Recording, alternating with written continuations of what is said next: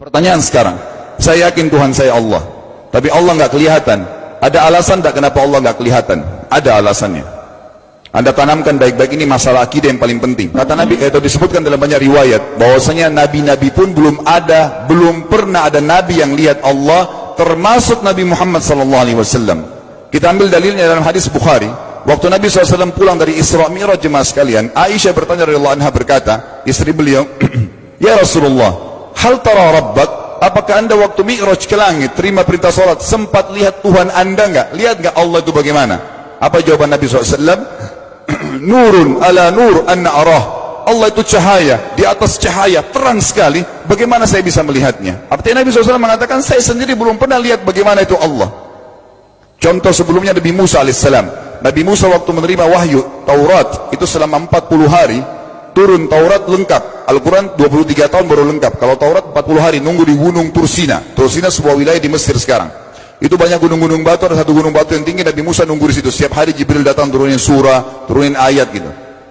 Setelah berlalu 37 hari dari 40 hari menunggu Taurat turun, Nabi Musa AS tiba-tiba bertanya kepada Allah, mengatakan begini dalam Al-Quran, A'udzu billahi rajim, Rabbi arini anzur ilaik. Wahai Tuhanku, izinkan aku melihatmu. Aku beriman kau ada ya Allah, tapi aku ingin lihat kau bagaimana. Allah menjawab, tidak mau mengecewakan Nabi Musa. Sebagai manusia Allah mengatakan, lan tarani. Perlu anda tahu dalam bahasa Arab jemaah sekalian, ada 3 kosakata la, tidak yang berarti tidak. Ada la biasa artinya tidak, ada lam dengan mim, lam artinya tidak pernah, ada lam dengan nun, lan artinya tidak akan pernah. Allah mengatakan apa? Lan tarani, kau tidak akan mampu melihatku wahai Musa. Tapi Allah nggak mau kecewain Musa. Ternyata Musa selama 37 hari jemaah sekalian kagum-kagum melihat gunung-gunung batu di situ. Pergantian siang malam, burung-burung yang terbang, air yang mengalir di lereng-lereng gunung. Lalu dia mengatakan, Allah mengatakan apa? Walakin unzur ilal jabal, fa in istaqarra makanahu fasawfa tarani.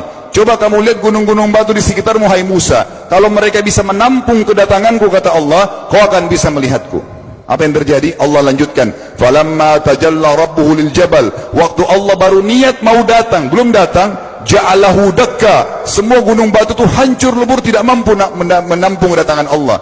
Wa kharra Musa sa'iqa, lalu Musa pingsan tiba-tiba. Waktu Nabi Musa bangun, langsung ucapkan kalimat, amantu billah, saya beriman pada Allah.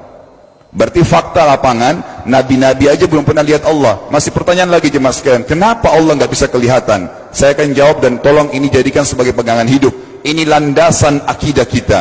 Kata para ulama, karena anda kalau sholat, anda mengucapkan satu kalimat yang merupakan jawabannya. Allahu Akbar. Allah Maha Besar. Akbar adalah siga mubalaghah dalam Islam. Sesuatu yang melampaui batas. Maha Besar.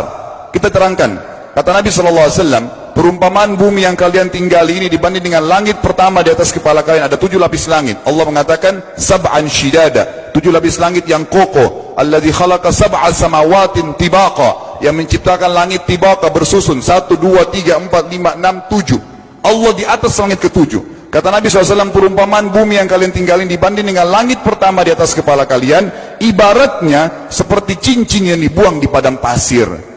Jadi kita tidak akan pernah bisa melihat ujungnya langit karena kita sangat kecil, dan ini terbukti secara fakta. Apakah anda sudah tahu bahwasanya miliaran bintang-bintang yang ada di atas kepala anda yang jaraknya sekian miliar tahun dari bumi, dan sekian miliar tahun lebih besar daripada bumi, sekian miliar kali lebih besar daripada bumi, itu semua berada di bawah langit pertama. Manusia tidak akan pernah bisa memegang langit ini dengan telapak tangannya, karena dari sini saja ke Pluto jaraknya 270 tahun. Nggak bakal bisa ada astronot dikirim kena mati di tengah jalan. Jaraknya jauh sekali bintang-bintang, dan semua berada di bawah langit pertama.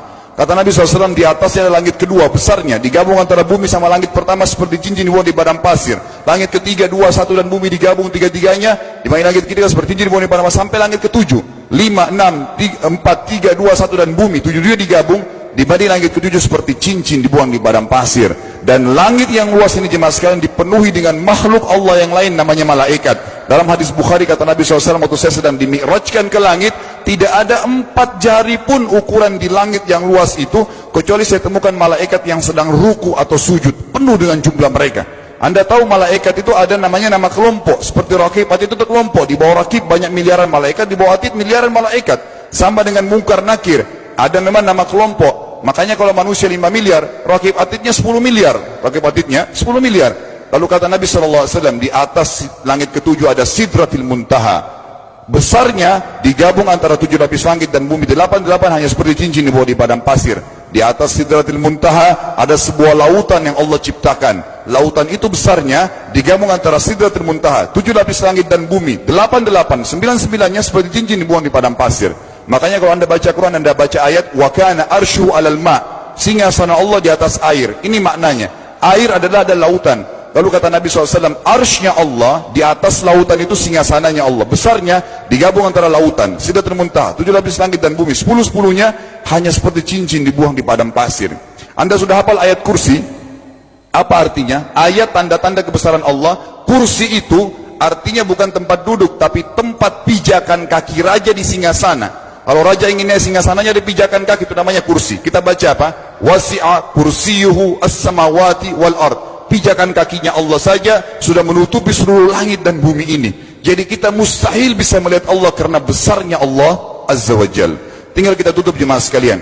Kira-kira, lalu bagaimana saya berhubungan dengan Allah? Jawabannya sederhana.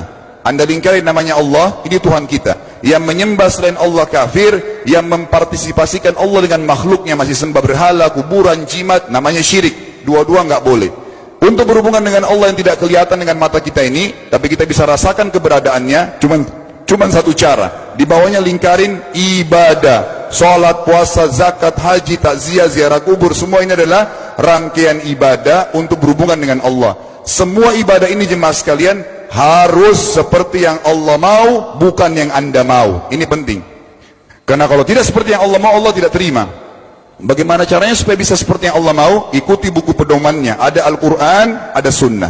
Yang beribadah keluar dari 2 pedoman wahyu ini tidak akan diterima oleh Allah. Seperti anda kalau kerja di perusahaan, pimpinan perusahaan kasih peraturan, Senin pakai baju kuning, Selasa baju hijau, Rabu pakai baju hitam. Datang jam 7, keluar jam 5 sore. Ternyata anda tidak. Hari Senin anda pakai baju yang hari Rabu, datangnya jam 9, keluar jam 2 siang. Dikeluarkan oleh pimpinan atasannya. Itu baru peraturan manusia. Bagaimana dengan peraturan Allah Azza wa Jal? Maka kita simpulkan semua jemaah sekalian adalah, yakinlah Tuhan anda Allah ada, satu-satunya Tuhan. Kalau anda sedang sakit, yang ciptakan anda Allah, yang ciptakan penyakit Allah, yang menciptakan kesembuhannya Allah. Kalau kita sedang musibah sama, kalau kita sudah senang juga sama. Semoga Allah SWT menjadikan kita orang-orang yang senantiasa beriman padanya, dan juga selalu berteguh dalam keimanan tersebut, serta mengikuti syariat.